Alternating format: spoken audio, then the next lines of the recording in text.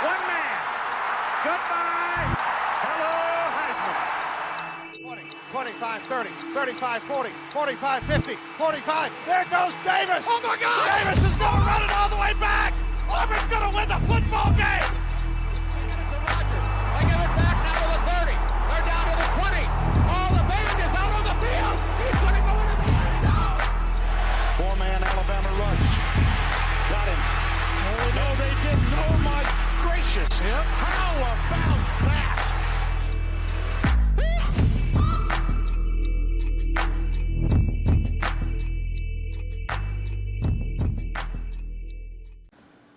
Well, welcome to year 4 of the Three Technique, a college football podcast at the intersection of the X's and O's and the Jimmies and the Joes.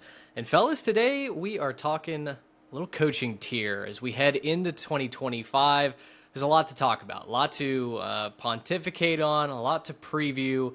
But we've got to start, I think, with the head of the program. Who is best cut out to lead their team towards a championship? I sat down, put together a handful of categories and sorted a bunch of teams into them. And today, I'm going to talk through some of those selections. You guys are going to react to that coaching tier list, pepper me with questions. I can't wait to hear about all the ways that I was wrong. This is going to be an exciting exercise, and I think a fun way to kick off year 4. But first off, how are we doing, guys? Doing great. It feels like spring down here in Central Texas. Feels like baseball weather. We get to not talk about football games, but plenty of stuff on the sports calendar to be excited about, and it's a great time. No football games, unfortunately, other than the Super Bowl or the big game, I guess we should probably call it, to avoid being sued by the league. But is it really even a big game, though? I don't care about this at all. No, we were just talking about that before this. Like, it's a lame matchup. You're saying, like, it's licks for the actual acronym, and that's kind of weird. The halftime show is a guy who was in it a couple years ago and is only there because he dropped a track dissing Drake and calling him all sorts of names.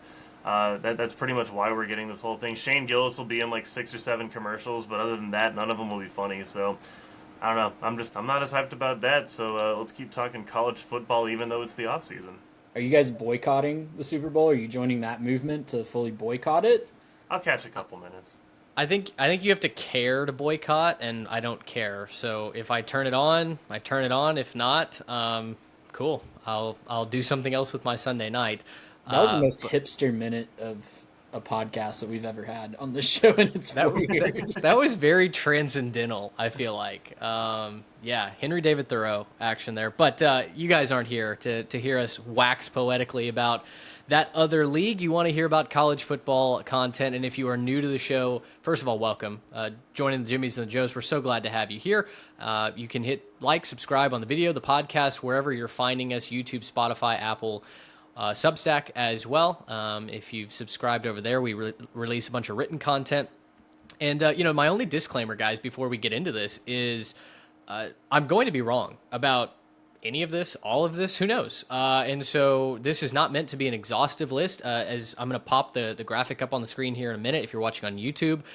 Not every team is represented. This is kind of the Power 4, Power 5 coaching programs that we went through, and it's not even all of those. Basically, if there was a team that I didn't have a category for, if you were just kind of a guy, I didn't put you in a category. So again, nobody rushed to the comments, go, oh my gosh, where's Purdue? Where's Oregon State? Like, I don't really have an opinion right now. Y'all are just guys. Yeah, well, Bill Belichick, like new hire. Like we can talk about him separately, but I haven't thought of a way to put Bill Belichick in this list, but I'll save that for when it comes. Yeah, but he hasn't coached a single ball game. So anyway, he didn't make this list. We'll get into all of it. I'm excited to hear what your thoughts are, your questions are. So without not necessarily a bad thing to not be on this list either, because it's not all like sunshine and roses on this list. So just guys don't typically get fired. That's very, very true. Yeah. There's no doubt about that. All right, so without any further ado, let's get into it. I'm gonna share my screen here on our new setup. There we go. So if you're watching on YouTube, you can see the complete list. If you're not watching, if you're listening to it, Apple, Spotify, wherever you are, I'm going to post this over to our Twitter account as well. So gentlemen, we've got a plethora of categories. We've got Kings of the Hill, Losing Their Edge, James Franklin, Guess who's in that one? Glass Ceiling, Rising Stars, Hall of Very Good, Year 2 Will Be Better, What Do You Do Here, Year 2 Won't Be Better, Ring of Fire. Trey, is there a category that you would like to start breaking down here? I think we should start at the top with the Kings of the Hill. Okay. I mean, plural kings is interesting when we do have a singular national champion. I get the heart behind this, but I'm going to push back a little bit already, Mitch. I think 3 of your 4 in Kings of the Hill, you've got to really defend. And maybe some two right below have more validity being in Kings of the Hill versus the 3 that you included with Ohio State. So I'll just ask you to explain yourself, sir, with Oregon, Texas, and Notre Dame. Oh, well, I'm glad I prepped myself for this Senate hearing committee. Basically, the way I viewed Kings of the Hill is coaches that I trust to win a national championship. So if you're on the podcasting side, it's Ohio State, obviously reigning national champion. We've got Oregon, Texas, and Notre Dame, which may strike people as a little bit surprising. I know that obviously they just finished second, but already there are questions of, can Notre Dame get it done again? But when we're talking about coaching staffs, Ryan Day, I thought Ryan Day might be the most debate-worthy name here because, yes, he did just win a national championship, but I still haven't seen a lot of people giving him the credit that I think he deserves, right? I mean, Ohio State went through some real ups and downs, some real adversity that he had to rally the locker room around each other and go out and prove it on the field, right? And go on a run in the playoffs. Oregon, Texas, and Notre Dame, flat out, I just think that these coaches have the most going for them right now. It feels like they have the most in-tune programs in the country. They've got the culture set. They've got the locker room focused on on-field pursuits rather than some off-the-field issues that you might see at other big programs. I'm sure we're going to talk about that next. And it feels like they've got the right momentum, the right recruiting. All of the ingredients are necessary for them to win a national championship to where, honestly, like if Notre Dame can find a quarterback this next season, whether it's CJ Carr or Steve Angeli, if they can find a quarterback, Notre Dame might be able to win a national championship, right? They're going to be right there in that conversation. Oregon, I know the joke is that they recruit really well and they never get it done, but eventually it feels like they're going to break that trend, right? Same deal with Texas. So when I just sat down and looked at all the coaches that I put in this list, I felt the best about those 4 at the top. And, I'm sure people are going to disagree with me, especially given the fact that we've got Georgia, Clemson, and Tennessee are those 3 teams in the category below that I have in losing their edge. And, we can talk about that in a second or whatever you guys want to do. But for me, subjectively, there's a clear dividing line between programs I feel really good about in those top 4 and maybe programs that I have some doubts with. Garrett, I'll let you. Do you want to jump in with some thoughts here? I have some thoughts, but I think my first thing is I don't really have an issue with the group of teams in those first 2 tiers. I think they obviously belong. I don't think you could really argue for too many people jumping up and being in either of those top 2 tiers. In terms of just coaching, I mean, I don't know if this is me or not. I feel like Dabo deserves a lot more respect than we probably are giving him. And I understand the whole losing your edge thing, but I feel like I have a hard time not putting Dabo Swinney in here when he just won the ACC, despite like no transfers and like just not playing the game, right? Like that's something that we had talked about was, he's not playing the game. He's not, doing the modern, college football thing, but it really hadn't stopped him from winning. He was outmatched by Texas. I think that was obvious. They weren't as good as Texas this year. They're still playing good in the ACC, and I'm looking over here and trying to make sure that I'm not crazy here. They have been in every ACC championship game except for 2 of them in the past decade. So I really have a hard time not saying that, man, Dabo is as king of the hill as it gets. If for nothing else, then he owns his conference and he's going to continue to show up. And then Dan Lanning and Steve Sarkisian right now, I think have a little bit to prove. They haven't coached in the national championship game as head coaches at their current programs. Obviously, we know they've both been there, but they haven't been there as the coaches at their programs. Dan Lanning hasn't really been able to get over that big game hump, right? He beat Ohio State at home. That was good. And he won the Big Ten. That's great. He really wasn't able to get over that in the biggest moment in the Rose Bowl. And Steve Sarkisian has been like agonizingly close to that moment for him, right? He's been agonizingly close to being able to get to that moment, be in the national championship game. He feels like a pitcher that goes 8 2/3 and then gives up a grand slam in the ninth and just, blows it for his team at the very end. It literally has come down to decisions that he made as the play caller on the goal line in the red zone, right, to put his team over the top and possibly give them a chance at winning the whole thing. He's really good. He's an amazing coach. Most programs would want him as their head man. For me, he's got a little bit to prove. I feel like there's not quite a king of the hill there yet. He hasn't quite climbed to the top of it. He's real close, but I feel like he hadn't quite gotten to the top of the hill yet. I'm with you, Garrett. I think you need a second tier here, Mitch, where it's tantalizingly close or something, or so close you can taste it, something like that. Close for Dan but Lanning. No cigar. Close but no cigar, maybe. Yeah, that maybe that's a little harsh, but yeah, Dan Lanning. The cigars, they smoke them for the national championship game, right? There you go. Okay, quite gotten there, right? Good justification. I love it. There we go. But with Dan Lanning and Steve Sarkisian, obviously, like you said, Garrett, amazing coaches. Would love to have them leading. You'd love to have them leading your program if you don't have them, but I don't think you can call them kings of college football just yet. I don't think that they've quite earned that. And I really don't think that you can put Kirby Smart in a tier below Steve Sarkisian when he went 2-0 against him straight up just this past year. Playing half with a backup quarterback, right? So it's really interesting. I don't disagree that they are in the year 2025 elite college football coaches, but to call them kings or unquestionably put them in the top, I just don't know that I'm ready to do that yet if they haven't even played for a national championship. I will say one thing I think is definitely good about this is you're definitely getting the trajectory right at the top. For sure. Like at the top of this, Texas, Oregon, Notre Dame, Ohio State, all rising. These are all programs going in the right direction. Georgia, Clemson, Tennessee. Yes, Clemson, they did just win their conference. Yes, Georgia just won their conference. All three of these teams were in the playoff. But I think you got a point on the whole losing their edge thing. I think that there is a question to be asked of, okay, did they just not make it to the top this year because it just wasn't their year? Or is there something going on where, they got to figure something out internally or else, they're not going to return to that greatness because they're just, like you're saying, losing their edge. There is something to be said for that. I'll say on George, if I could real quick on Kirby and Dabo, 2025 is going to tell us a massive amount about Kirby Smart because the cracks are starting to show, it seems, but he has done a lot of work in the portal and he has done a lot. I don't know if he's done enough on his staff. That could be the Achilles heel yet again, but done a lot of work in the portal to shore up those cracks and give himself a chance. Short of going out and getting a proven quarterback, right? He must really believe in Gunnar Stockton.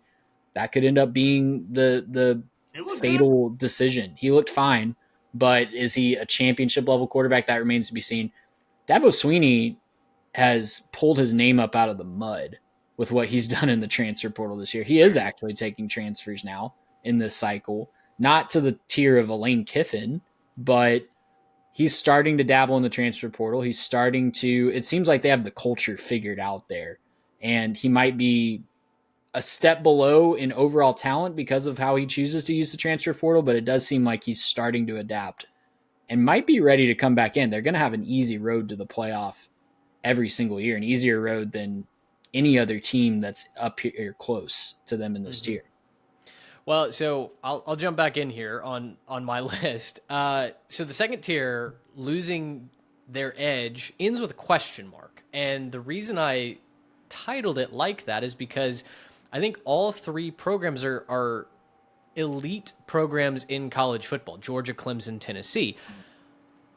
But all three of them were held back from championship aspirations. And I think the standard that each of those programs has for very different reasons. For Kirby, it's all of a sudden some whiffs in recruiting. The offensive line was terrible. The quarterback play, up and down, right? They couldn't run the football.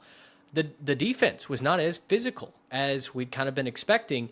And as we've talked about in multiple episodes, it felt like the locker room has been really not focused in the way that we're accustomed to Kirby Smart building just absolute dogs, right? Teams, machines that go out and they win football games in a very physical and regimented way, and they move on to the next week. And that's not what we've seen as of late from the Georgia Bulldogs. The off the field stuff's certainly a part of it. And it's one of the biggest reasons why I have my doubts about Kirby Smart. Trey, you mentioned the staff as well. Mike Bobo's a terrible offensive coordinator if you're trying to win a national championship. Let's be honest. It's not. It hasn't worked in the past, and there's no reason that I saw this year to think that it will work going forward. Mike Bobo is not. This is an unfair comparison because one of the guy I'm about to compare him to is just objectively bad at the sport of football, but it kind of feels like the Ted Roof of offense, right? Where he keeps getting jobs and you're like, why? What does he do that gives your team an advantage? So anyway, that's my Georgia case. Clemson, you guys are right. Dabo is recruiting out of the transfer portal. He's winning the ACC. But the reason why I put losing their edge as a question mark for Clemson is twofold. Number one, they're losing games that they should not be losing, right? Louisville, South Carolina, both games were very, very strange, non-Clemson-like losses. Louisville happened at home. South Carolina, I guess South Carolina happened at home as well, but now this is 2 years in a row that they've lost to the South Carolina Gamecocks. South Carolina should not be touching Clemson in this rivalry, because if you're going to say that Clemson hasn't remarkably dropped off, they should still have the talent advantage. They should still have the coaching advantage. South Carolina is a program on the rise. All credit to them, but they shouldn't be beating Clemson, certainly not on the road. The other thing that I looked at when I talked about Clemson is the defense. An uncharacteristically bad defense for Clemson, right? They got their faces kicked in the running game by Texas in that playoff game. They couldn't stop anything. It was a very unphysical defensive line, a very unphysical front seven, young front seven, talented front seven, but they were not the defense that was capable of winning a national championship, capable of making it far in the playoffs like we're accustomed to seeing Clemson do. Finally, on Tennessee, what is Josh Heupel known for, guys? What's his calling card? The offense. The offense. Offense was gross this year. If they weren't running the ball down the stretch, especially in conference play, I didn't trust that Tennessee offense to score hardly at all. And in fact, you would have made a lot of money if you took the under on first half totals, because the Volunteer offense just didn't show up until the second half. And so for me, that's a very clear question and a fair question to have about Tennessee. I think the program's in a great spot. I think that the talent is obviously there, but all of a sudden for Tennessee to make it to the playoffs and then get just railroaded up there in Columbus against Ohio State and not be able to look comfortable in any point during that game offensively makes me question about Josh Heupel going forward and whether or not that was maybe just a one-off, some bad games this year. The loss to Arkansas was a really, really tough pill to swallow. It's tough. Maybe they get it corrected going into 2025. We'll see. He got into the playoff with a freshman quarterback, though, and I did see a stat that it was tracking who plays the most top 25 teams when it comes to odds to win the national championship, and Tennessee only plays 4 of those teams next year. So he'll have a schedule that he can make another run. It's all going to depend on if he can continue to develop Nico, and that's all on him. That is his baby. I was going to say the point to that Tennessee offense was the fact that Nico just didn't develop, right? Like we saw some promising flashes in that bowl game in the previous year, but then, didn't show. This year he didn't take that step forward. I think a lot of us expected him to, and kind of surprisingly so. I think we kind of all expected him to be one of the top quarterbacks in the country. That wasn't true. I think we all expected him to kind of keep being a little bit of that dual threat. He showed some wheels, right? He showed some ability to run. And really open up that offense. That just didn't happen for them. And to Mitch's point about is he losing his edge, is that the point? That's on the coach, right? If you're the offensive coach that's supposed to be the guy who can get the offense clicking and you don't develop your young quarterback and see him take a really big step from that year 1 to year 2, that's tough. That's a tough situation to be in. And I know that, obviously Nico didn't have the full year to develop in his first year on campus, but you would expect to see something from that first year to second year jump. And considering where he was in that bowl game versus where he ended up, that's disappointing. So the third category that we have is James Franklin. Listen, our thoughts on James Franklin, my thoughts on James Franklin, well publicized at this point. It's a self-titled album, right? He controls his own destiny here. He gets to create whatever he wants to create. Jim Knowles coming over as the defensive coordinator. We hadn't necessarily covered that on our show quite yet, but poaching Jim Knowles away from Ohio State, massive win for Penn State. Over $3 million a year that he's sinking into Jim Knowles. On the other hand, the defense hadn't exactly been the problem for the Nittany Lions. It's the offensive side, right? It's Drew Aller's development. It's Andy Kotelnicki. As soon as he's faced a competent secondary, all the creativity seems to go out the window, right? They don't have any wide receivers that are worth their salt for their quarterback. So James Franklin, I think, is a good coach. He's probably not a great coach, but he's also at the helm of a great program. And so I do want to see maybe get some better wide receivers in. Now with Jim Knowles, who I think is going to take that defense to even better heights. Now that Tom Allen's off to Clemson, I think the defense is going to continue to be scary. Defense wins championships. We said that all throughout the playoff run. Now can Penn State just come up with 21 points a game to be able to support that defense? I think it's all in James Franklin's hands. Next category that we had is glass ceiling. And guys, I put Miami, Ole Miss, Colorado, and NC State into this grouping.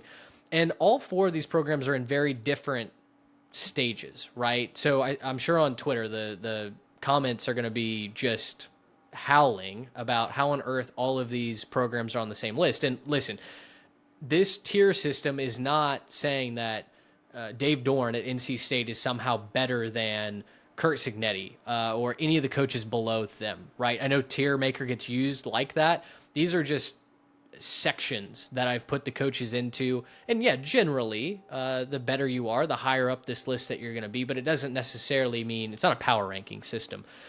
So I think we've talked about Miami quite a bit, and I think my frustration with Miami is they just had the best quarterback over a 1 year in school history in Cam Ward, and they couldn't outfit a defense that could stop a nosebleed. And so once again, it feels like Mario Cristobal's reputation of throwing away great chances at championships continues to stay latched onto him. And that's my main issue with him. So too with Lane Kiffin and Ole Miss. A very decent schedule. They have all the weapons out wide. They got a solid enough quarterback performance from Jackson Dart, and yet they were losing at home to Kentucky. Every time they had a real moment, other than beating Georgia, every time they had a real moment to kind of stamp and take that next rung as a true national championship contender, they fell, right? And so it just kind of feels like Kiffin's bumping up against something that's not going to let him progress. I think the same with Colorado. I think Prime, I don't know that he's ever going to have a more talented team, a team that he cares about as much as he did with his sons playing on it, with Travis Hunter, the Heisman winner, playing on it. I just don't see how Colorado gets better, quite honestly, than what they've had this past season. And I think Dave Doran, he makes it up into this list as well, because we were talking about NC State as a playoff contender a couple of seasons ago. Even last year, they were a dark horse playoff contender. They were kind of a trendy pick to go 9-3 or maybe 10-2 and sneak in. And the wheels seem to have fallen off up there in Raleigh. So questions or thoughts on the glass ceiling? I think that's a great name for this tier, because it's all kind of schools that are going to run into some sort of issue too. They're not necessarily, I know Miami and Colorado have both won national championships in the not too extremely distant past. It's been a couple decades, but they are programs like Miami is a small private school that has a tiny enrollment. Most of their fan base didn't actually attend University of Miami. Ole Miss, when you're talking about enrollment, when you're talking about fan base size, when you're talking about number of big donors that can make a move, not going to be in the top 5 or 6 of the SEC and the schools that they're going up against. Colorado won a national championship in the 90s, but again, not going to be in a football crazy part of the state or part of the country. And NC State is a school that I can't remember the exact stat, but before Dave Doran, I think had won 10 games one time with Phillip Rivers. So it's all schools that don't have a ton going for them. They have really good coaches, but Glass Ceiling is a great name for this tier because there's probably going to be something that keeps them from going. Mario Cristobal might be like a human glass ceiling for Miami. I think Miami is the one that you should debate me on by saying that they don't have a lot going for them, because they do have a lot of money infused into that program, obviously, but they might have the coach that's keeping them from hitting their true ceiling. Well, but that's actually a good point about Miami. And I can't remember if it was our group chat or if you and I talking about college baseball the other day. Miami feels like an athletic program that's honestly on the way down in its entirety, right? Like Jim Larinaga just leaving the basketball program. He doesn't want to put up with it anymore. Miami baseball has not been the bruiser that we've been used to. You used to be able to set your calendar to a regional and a super regional taking place in Coral Gables. And I don't know the last time that it happened, but it's been a few years. Yeah, so I just feel like Miami in general is kind of on the way down. I'm sure Canes fans are going to take issue with that, but until Cristobal wins a championship, and listen, going 5-7 to 7-5, and now to 10-3, I guess, after they lost the bowl game, there's definite improvement. But you've continued to miss championship opportunities in each of those 3 seasons with losses that you should not have suffered. And I think that goes back to my issues with Cristobal in general. Yeah, and honestly, this whole glass ceiling conversation really does mean different things to different people. For us, we're looking at Miami as we don't think that they can maybe get over that top. For a guy like Lane Kiffin, I think Mario Cristobal. Cristobal, yeah, sorry. Cristobal can't. Yeah, but I'm saying, but for a guy like Lane Kiffin at Ole Miss, we're kind of sitting here saying we've seen the max. We've seen what you do when you get the top portal class. We've seen what you do when you have an easy schedule. We've seen what you do when, we set the entire thing up for you to be able to succeed. And what you do is you win a bunch of games, but you don't win championships. It's the ceiling, right? And they win a bunch of games.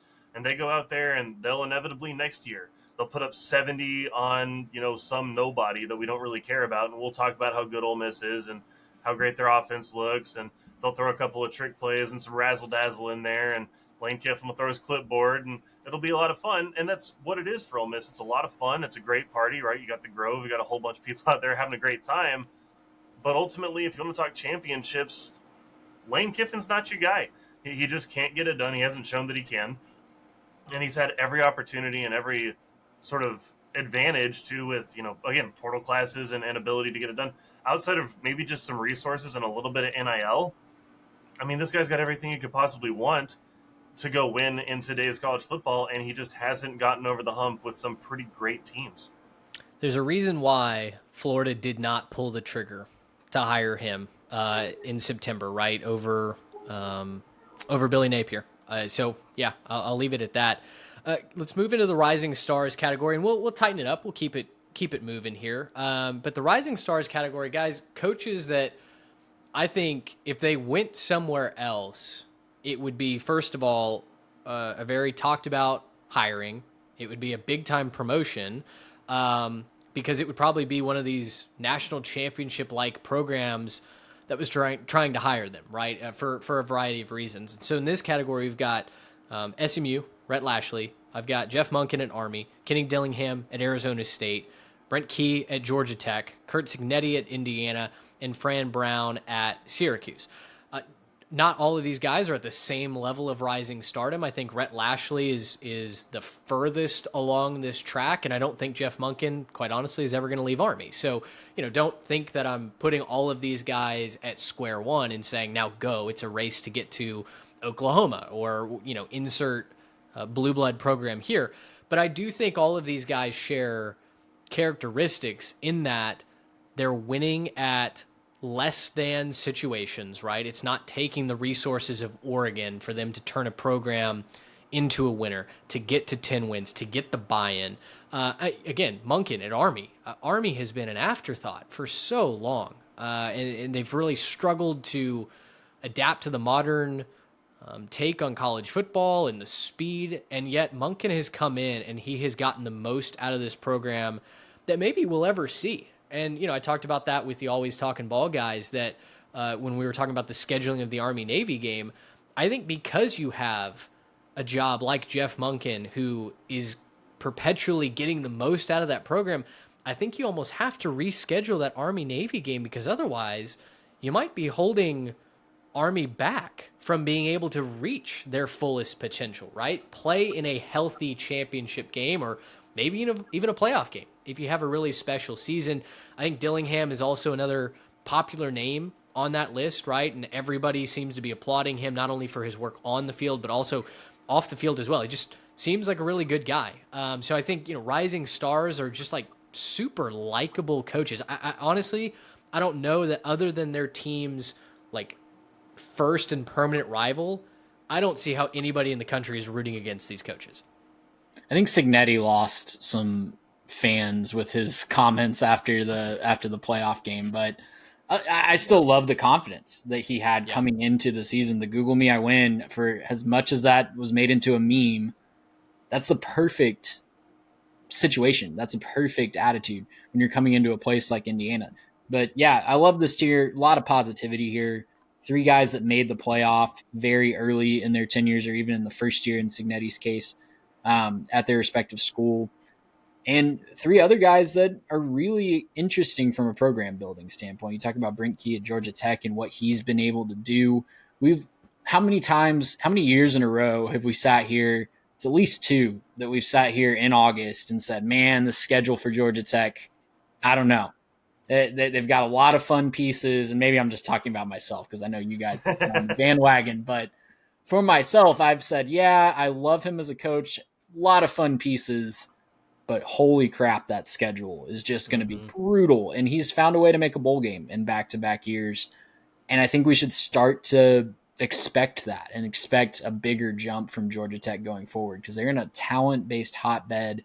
They have a ton of access to really good players. Atlanta's a great city to recruit to out of the transfer portal as well. So there's going to be a ton of opportunity for him to jump up. Well, to your point about Brent Key there, he's having to do this while also fighting off everyone else that's trying to raid the state of Georgia, right? Like, first off, the Georgia Bulldogs are also in your state, and they have been very good at recruiting and getting the talent they want. So having to fend them off and then fend off, anybody from Florida, anybody from the Carolinas, people throughout the SEC that are trying to come into your state, take all your good players, trying to convince any of them to stay home and get your guys and then go win in the portal and convince them to come and play a tough schedule. It's a heck of a job. But one other thing I like about a couple of these guys, and I know it's true of Dillingham and of Brent Key, but I don't know if it's anybody else on this list, but a couple of guys that went to their schools. And, in today's college football, it's really easy to just kind of sit there and talk about the money side of it. But you can see with both of these guys, they want to win at their spot because it's their school, right? Dillingham gets in with the students. He wants to party. He wants to have a fun time, right? When the students were rushing the field and he's screaming, it's over, right? And he's like doing that. That's because he's one of those guys. He wants to party with the students because that's where he went to school. He gets it. He understands the culture. Brent Key, like going in there, beating top teams, being able to go on the field and say like, hey, like this is my program that I'm building up and we're finally starting to win some big games. That's huge for him because it's his school. It's where he played football, right? He played offensive line at Georgia Tech. It's big for him to be able to take that too. So, to me, that's even more fun. And we talk about rising stars. Maybe they do something at their next stop. It's not to say that neither of those guys would take another job, but it's really cool to see them winning at their current spot where they went to school, being able to say, like, I'm building something for the thing that I love. It's just different for today's college football.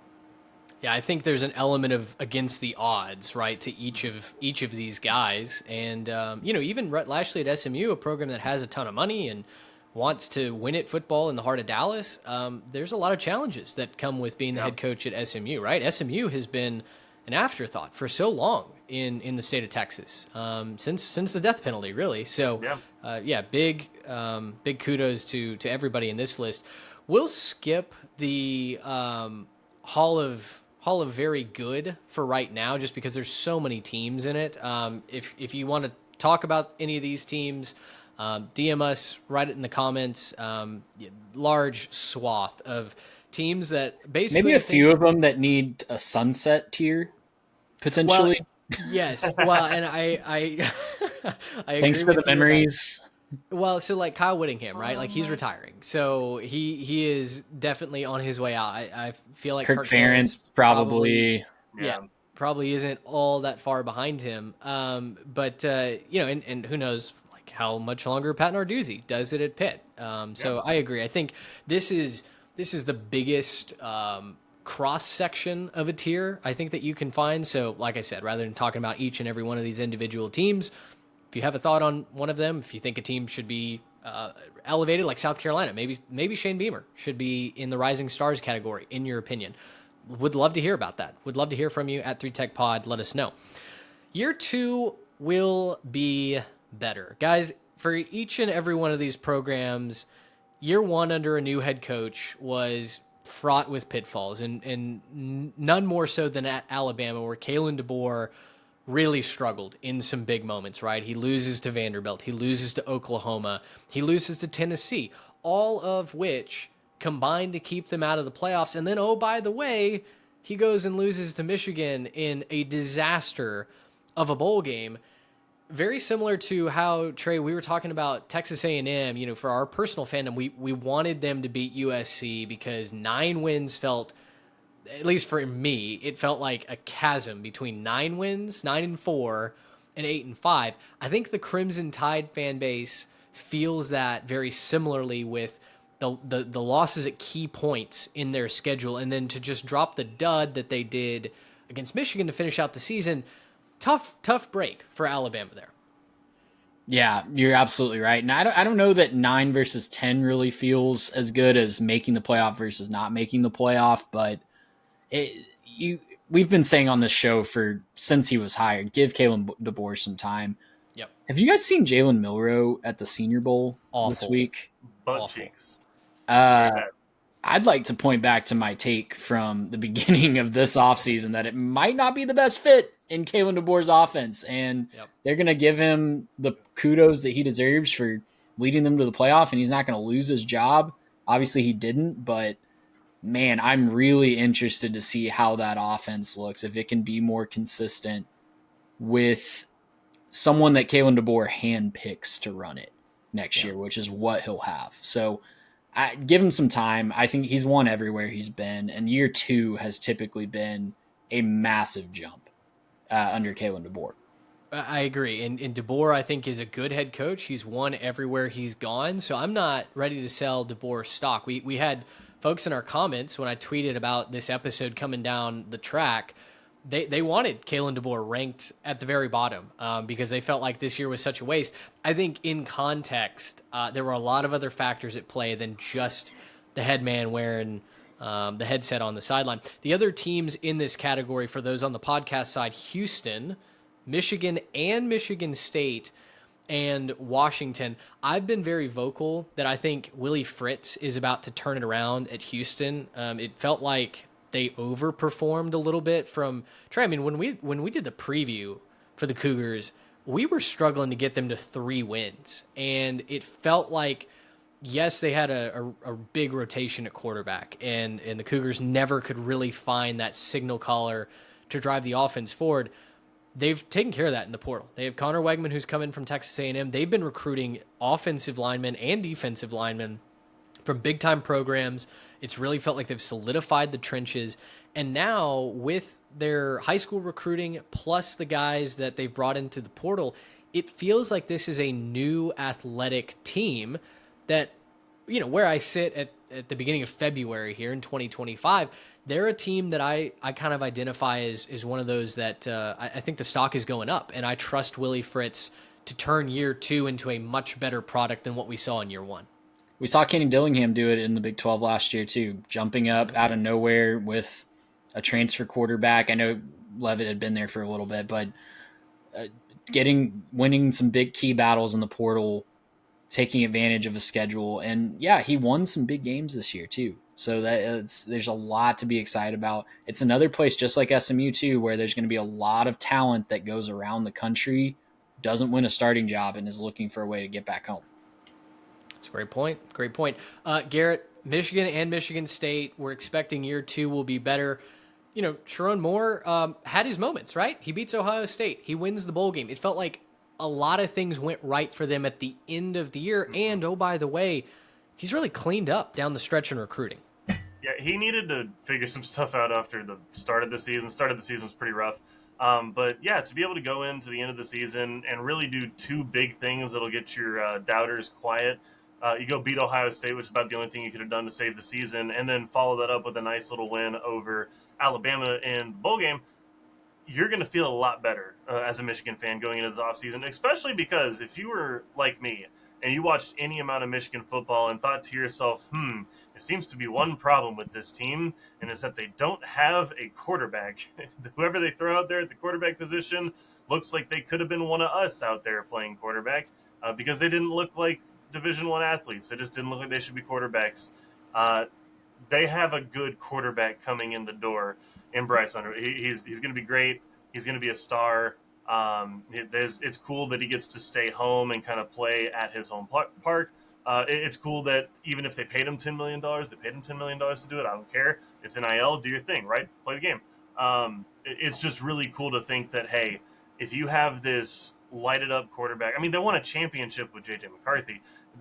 J.J. McCarthy's fine, I guess, but if you can get an actual 5-star stud in there, put some talent around him, some good running backs, keep the offensive line rocking, they're going to have some success. And a thing that I was wondering, and maybe this is a way to kind of help with some of this, would you rather be Sharon Moore or would you rather be Kalen DeBoer? Because right now, if it were just me, I think Michigan's got a little bit of a brighter future ahead of them than Alabama does. And that's not to say, I'm not trying to hot take here or Michigan homer, and I got a soft spot for the Wolverines, but I just think that right now with the quarterback coming in, with the talent that you've had, you're fresh off the championship, and the Big Ten's kind of been the better conference the last couple of years, I think I like where Michigan sits right now a little better than what Alabama is. I think Alabama's going to face tougher challenges up and down the SEC, whereas if you're a top-tier Big Ten team, you have a much better shot at making a run and making it to the championship.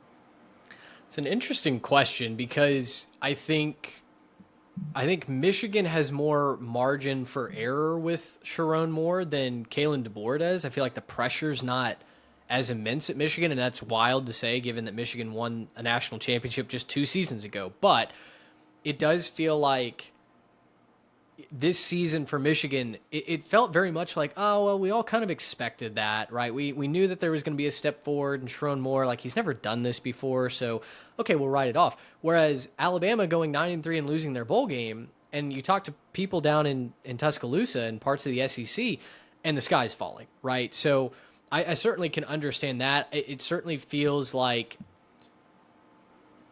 the quarterback battle, I think, is where it's all going to come down to. Because at the end of the day, what do we see time and time again? You're really only as good as your quarterback is, as far as the team, and sometimes as far as a head coach goes. Now, Trey's, as you mentioned, kind of a miracle worker with Jalen Milroe, because, boy, Milroe looks awful right now anywhere else outside of Tuscaloosa. So I think if Alabama knew who their starter was going to be right now, if they had made a splashy hire, or not a hire, but a signing. Freudian slip. Truly Freudian slip. But yeah, I think if we knew, if Alabama had someone the prestige of Bryce Underwood, I wonder if maybe we would be saying the other way. But in reality, maybe Michigan does have their stock up a little bit more than Alabama does. I think Garrett's absolutely right to point out that the scheduling will be much in Michigan's favor. It's going to be 2 or 3 games on Alabama's schedule every year that are harder than the second hardest on Michigan's schedule. Yep. Yeah. And that is to say, and I think that it's fair to say that Michigan will probably play the hardest of the games every year because Ohio State, obviously, I think is harder right now than anyone that's going to be regularly on Alabama's schedule. But even after that, like, you can make an argument that Penn State's a really tough opponent. You can make the argument maybe Indiana stays a tough opponent. Oregon's also in your conference now, so they could stay a tough opponent. Depending on the scheduling now with these huge conferences, year to year, Michigan could get a terrible deal versus maybe Alabama gets a really easy schedule, or it could totally flip. But yeah, up and down the schedule, if you're talking middle tier of the Big Ten versus middle tier of the SEC, I'd much rather be Michigan, playing teams like Illinois, who's pretty solid, versus a team like Ole Miss, who's pretty good. Yes, they have that glass ceiling we talked about, but this is still a pretty dang good Ole Miss team. Hey, that is Hall of Very Good head coach Brett Bielema, sir, to you. Yeah, that is Hall of Very Good. Sorry to disrespect Bert like that. So we've got, let's see here, 3 tiers left. And I think let's just knock year 2 won't be better out of the way. This is pretty simple. Mississippi State, UCLA, 2 head coaches that guys it felt like very much. So they were in over their head. Mississippi State at times felt like, okay, you can see a little spark here. And then they've had one of the worst off seasons that I can think of going into year 2 for Jeff Lebby. He loses Michael Van Buren. I don't think that bringing Jackson Arnold in is going to do anything for me. I think also, like, who's he going to throw to? They've lost a lot of wide receivers, not only the transfer portal, but feels like any of the few blue chip recruits that they've had have decommitted, both at the wide receiver position, the running back position. It just feels like the shine has worn off of Jeff Lebby very, very quickly.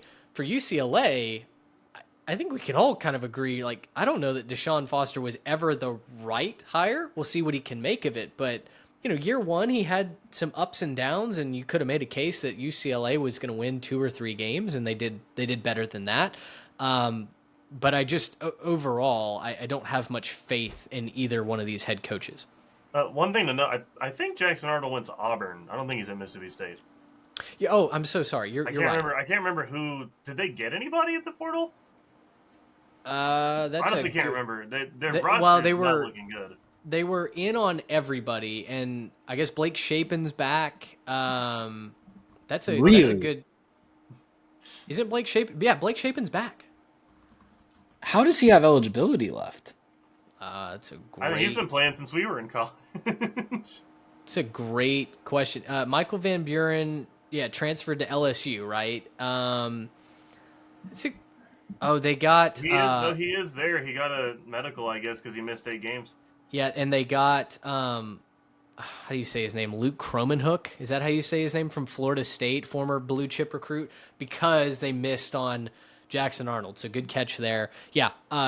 Year 2 is not going to be better for Mississippi State. Plain and simple. It wouldn't have been better with Jackson Arnold, but since they don't have Jackson Arnold, it definitely won't be better. it would also follow that. So anyway, are we all the way out on Foster at UCLA? Because he did a lot better than I expected. I don't know where the talent is going to come from consistently to compete in the Big Ten, but winning 5 games was a miracle with the situation that he was walking into. He was a guy who I did not believe in going into last season. Didn't give you a lot of confidence in him with his public availability either. No, he was like, yeah, we play football, we're going to play football. And that was basically his whole statement. But no, I didn't expect very much of him, but on the other side of it, he coached his team a lot better. They won more games than I expected him to. And reminder, they traveled more than 26 NFL teams this season, despite having 3 fewer road games. Which is not going to change, though, unfortunately. It's not going to change necessarily, but I doubt that they're going to be doing as much cross-country as they had when you consider the fact that they went to LSU, they went all the way across to Rutgers, and traveled to Hawaii. Those are all games they had to play on the road. They're not going to go to Baton Rouge every year. And every other year they're going to do maybe a Rutgers thing, or maybe they drop the schedule and then they don't go to Rutgers every single year. And then, Hawaii, maybe not an every year game. I'm just saying there's going to be a lot less air mileage going forward for UCLA. So, I don't necessarily think they'll be a force or a power, but I'm not out on Foster quite yet. I just don't know. He's going to have to prove to me. He's going to have to prove to me that he can recruit talent and that he can develop the talent. I think most of my doubts come from the fact that he's never done this before, and he just didn't feel like the right hire at all. It felt like a panic hiring by the administration. It was a panic situation when Chip Kelly left him. It was well after the cycle, and it does feel like a situation where they're going to see what he can do for 2 or 3 years, it's a low buyout, I'm sure. If Thanking it for does his just go service. terribly. And Yeah. yeah, I agree. Trey, do you have any questions about the 4 teams that I have in the what do you do here category? That is Florida, Auburn, Maryland, and TCU. And just to set the stage, basically, the question that I have for these coaches is, are you actually making a difference given the talent on the roster? So for Florida, I don't think listen, after the season that Florida had, getting to a bowl game and then winning the bowl game, does Billy Napier deserve some credit? Absolutely, he does. By and large, though, I don't know that he is getting the most out of the talent at the University of Florida. I think the same about Hugh Freeze at Auburn. I just don't know that he's a great recruiter, but they find so many ways to lose ball games that it was impressive, right? I mean, the fact that they beat Texas A&M in 4 overtimes was like the crown jewel of their season. Maryland and TCU, Maryland's underperformed every year I choose to believe in them, so shame on me. I'm out on Mike Locksley now. And TCU, since going to the national championship, it's been like, what have you done for me lately? I don't know that Sonny Dykes is really doing anything that moves the needle. 5-7 and 7-5 or 8-4. I can't remember. I think their final 8-4. Yeah, and then they won the bowl game. They had a very advantageous matchup in their bowl game that they Yes. did take advantage of. Not every team does that, but it feels like a lower glass ceiling tier. Does it not? It feels like this is another glass ceiling, but it's much lower. It's like maybe 2 or 3 stories lower than the one up at the top tier, because I don't know that. I think you're right. I don't know that any of these guys are you're going to look at them and say, yeah, that's, if they ever broke through, it's not going to be because of the coaching necessarily. Napier has DJ Lagway. That could go a long way next year with him getting a lot of experience this year, and he can make a run. Some people are talking about Florida as a playoff dark horse because all those road games flip. Still a very difficult schedule, but he will have DJ Lagway, and that's a big tool in his pocket. Hugh Freeze is always going to recruit well. Whatever methods he's using, it's going to work. And Mike Locksley just seems like a guy that has had his cup of coffee as a head coach, and I don't know who Maryland could get that would necessarily be a clear upgrade at this point, other than trying to hit on a guy that's moving up from the G5 and has been really successful there. I think they probably they had Kirk Cignetti right in their backyard and didn't have an opportunity to hire him because Locksley wasn't fireable yet, but I don't know who that guy is now in the G5 ranks that you're really excited to get. And we've talked about TCU did finally have an average season under Sonny Dykes. Like, they had the highs of all highs, the lows of all lows, and the most seasons are probably going to be about like 2024. There's no reason that they can't go on a run like Arizona State did and win the Big 12 and make the playoff. Like, there's 15 out of 16 programs, I think, that you generally wouldn't be surprised if that happened in the Big 12 right now. But it does feel like a guy that hit his ceiling really quickly, had a lot of fun pieces, maximized those pieces, but we don't know where the next tier is going to come from. I want to kind of step up to bat here for a second, and I'm not going to defend him with that much passion, but I think Billy Napier needs a lot more credit than we're giving him after this last season. We were talking about him as a when do you fire him candidate. Not an if, but like, when do you fire him? Do you wait till the buyout? Do you need to save the locker room? We had those conversations week 3 after they got stormed and torched by Texas A&M in their own building. After that, he lost another 3 games, but like, he won some important games that mattered. He beat UCF. That's a team in state that matters. You have to beat them. They went, pretty dang close with Tennessee. They beat LSU. They beat Ole Miss going down the stretch. So like, these are important things that kind of needed to happen. And like, yes, DJ Lagway is a huge part of that. Don't get me wrong. But he also maintained his locker room. He also found a way to get things back on the tracks after it looked like everything was going wrong. I think he needs a little bit of credit. I'm not going to stand up here and say that I'm the biggest Billy Napier fan in the whole world and that he's one of the best coaches ever. Clip that. But I will say that he probably deserves a little bit more credit than we're giving him. And I think I'm a little bit more like, okay, Billy, let's see. Like, let's see what you got next year, right? They might go wrong and you might get fired next year. But the fact that he's not in Mitch's Ring of Fire, I think shows you how good of a job he did, considering he was dead to rights week 3 of this season. That's all very fair. I mean, he definitely could have been the founding member of the Ring of Fire Club, which we can transition to now. He may not have even been on the list because he would have been fired. That's true. He could have been working at ESPN, doing our halftime reports, heading up into 2025. Final segment is the Ring of Fire category, and guys, I want to read off the teams and the notes that I wrote down when I put these coaches in. So we have LSU, Oklahoma, Florida State, Oklahoma State, USC, Arkansas, Arizona, Kentucky, Stanford, and Wisconsin. Brian Kelly and LSU, they've done nothing of note, right, together since he got there. In fact, Notre Dame has only improved since Brian Kelly left. LSU hasn't regressed necessarily from where Ed Orgeron left them, but they've disappointed in as many ways as they possibly can, I think, for a lot of LSU fans. Brent Venables, 22-17 at Oklahoma. Mike Norvell, off the worst season in recent Florida State history. So too is Mike Gundy, after going 2-10 and not winning a single conference game. Lincoln Riley, again, has done nothing of note since he's gone out to LA. You've got Sam Pittman. Time for a change, I think. 29-31 as a head coach at Arkansas. Brett Brennan, 1 year at Arizona, 4-8. Panic hiring. That Trey was carrying that water from the very beginning of that hiring. Guys, Mark Stoops suddenly looks like the wrong guy for the job. He is now 67-78 at Kentucky after going 4-8 in this season. Remember, like 2 seasons ago, we were talking about, oh, Mark Stoops is never going to get fired. He's never going to leave. This is the cushiest job ever. He wins 7 games a year, and everybody in the Bluegrass State celebrates him. Now, after nearly leaving for Texas A&M and saying we've got the offense figured out, we've got a quarterback, and then going 4-8, I feel like even Kentucky fans would like a change of scenery at the head man. Troy Taylor at Stanford is 6-18, and Luke Fickell at Wisconsin is 12-13. I don't know if there's a name that sticks out to you on that group, a hot take. What do you guys think when you look at the Ring of Fire?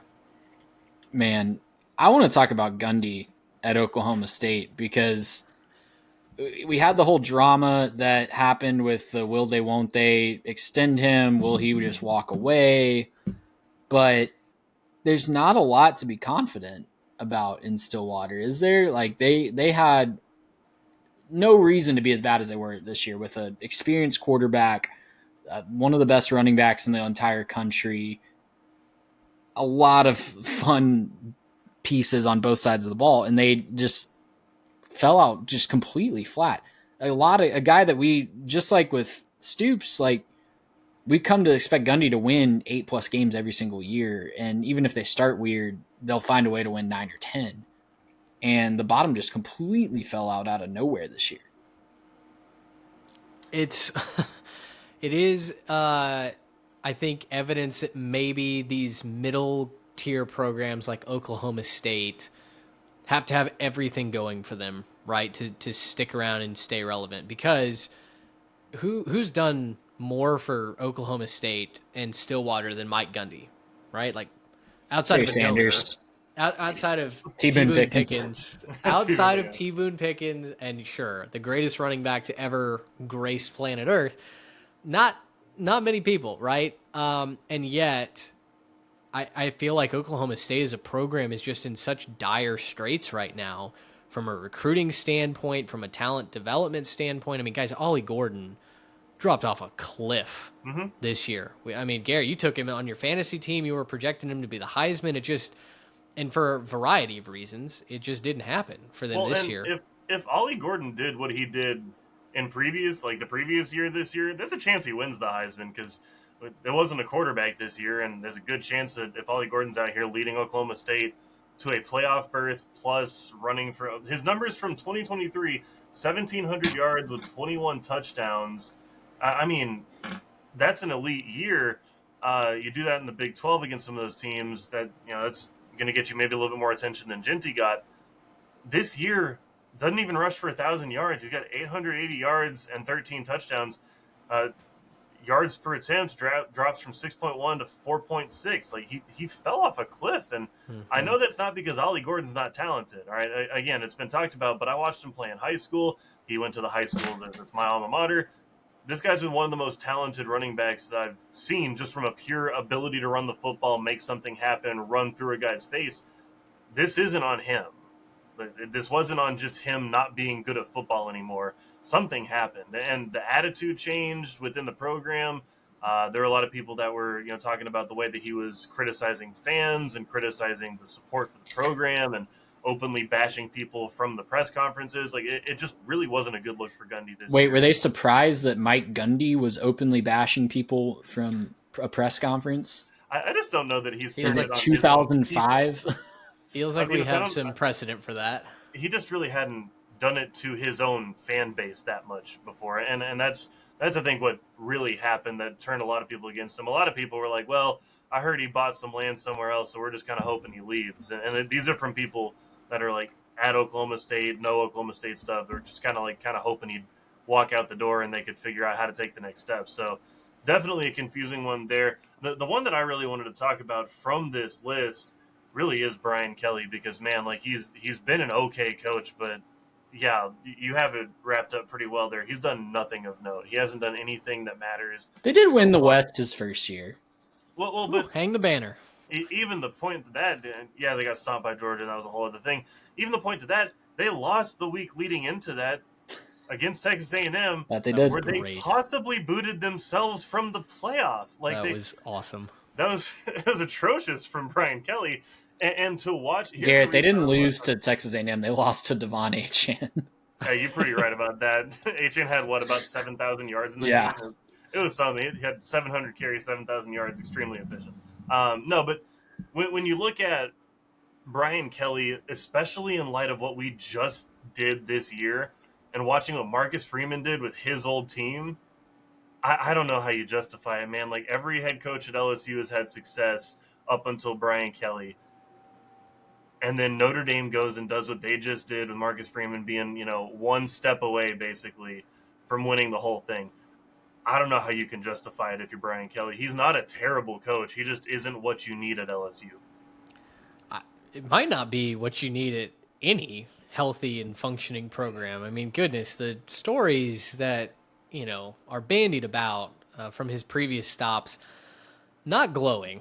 Not the guy that you want in your foxhole. And he at the takes end creepy of the day. recruiting videos too, where he just kind of like stands behind guys and looks like a gremlin. So I just think he's a weird dude. Guys, were we excited about that hire for LSU? I can't remember. We were not. You put him in the good or the bad list. I can't remember. That was the first full video that we did, or not full video, first full episode that we did on this channel, which is still one of our. I think it's still in the top 10 episodes for all-time listens. Like we hit on a banger right out of the gate there. We were out on LSU. I think I put Dan Lanning as my top coach and took a little bit of heat for it, but I will continue to say that he's in that little King of the Hill tier for you, so I might have been okay there. And what has he won exactly? Not the Rose Bowl, but he'd won the Big Ten this year. Surely he's won a conference or.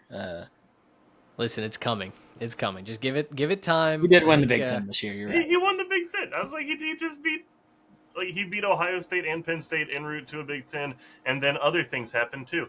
But we don't have to talk about that. I think y'all's number one was like Cristobal or something. So I can't remember if he was y'all's. No, number y'all one. made me be Mario Cristobal recruiting against Billy Napier. No, I remember that. I don't know. I coached offensive line under Nick. We got on that list. We might need to go pull that up. But we got a comment. We got a comment in the podcast feed a couple of weeks ago from someone who went back and listened to that, and they were like, "I know this is years late, but I'm picking." I can't remember if he picked Miami or Florida, but he was like, "I'm picking this team, even though I'm like literally 3 years late to this episode." So.